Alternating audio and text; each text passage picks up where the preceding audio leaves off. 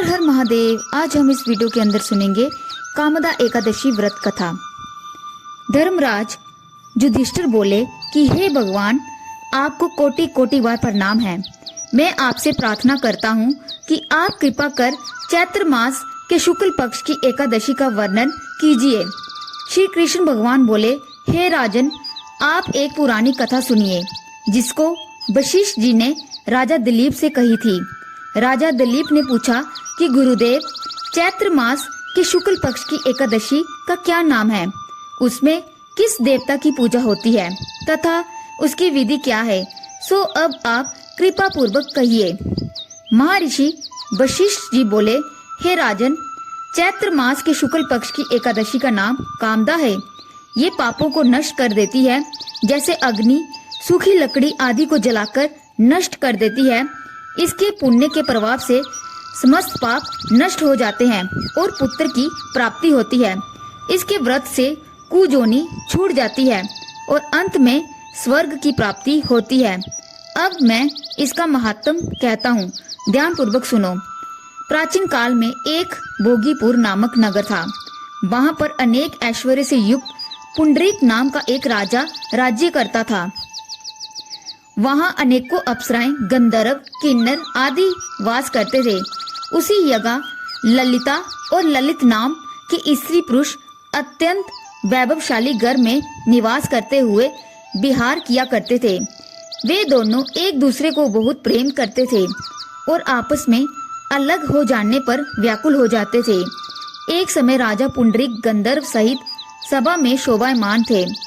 उस जगह ललित गंधर्व भी उनके साथ गाना गा रहा था और उसकी प्रियतमा ललिता उस जगह नहीं थी। इससे वे उसकी याद करने के कारण अशुद्ध गाना गाने लगा।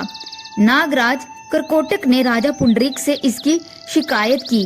इस पर राजा पुंडरीक ने शराप दे दिया कि अरे दुष्ट, तू मेरे सामने गाता हुआ भी अपनी स्त्री का स्मरण कर रहा है। इससे तू कच्चे मांस और मनुष्य को खाने वाला राक्षस होगा। तू महापापी है। अपने कर्म का अब तू फल भोग। राजा पुंडरीक के शराप से वे ललित गंधर्व उसी समय एक विकराल राक्षस हो गया। उसका मुख भयानक हो गया। उसके नेत्र सूर्य चंद्र के समान प्रदीप्त होने लगे। मुंह से अग्नि निकलने लगी। उसकी नाक पर्वत की कांद्रा के समान विशाल हो गई और गर्दन पहाड़ के समान लगने लगी। उसके सिर के बाल पर्वत पर उगने वाले वृक्षों के समान दिखाई देने लगे। उसकी भुजाएं 2-2 जोजन लंबी हो गई। इस तरह उसका 8 जोजन शरीर हो गया।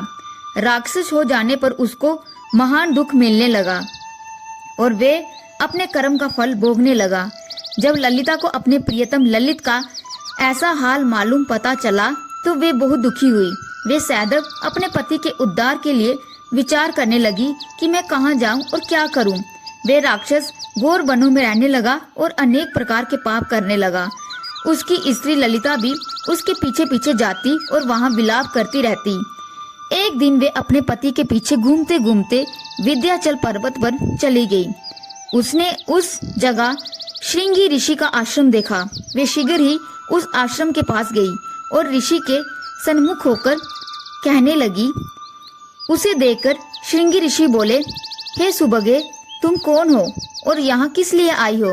ललिता बोली, हे मुनि, मैं वीरदंबा नामक गंधर्व की कन्या ललिता हूँ।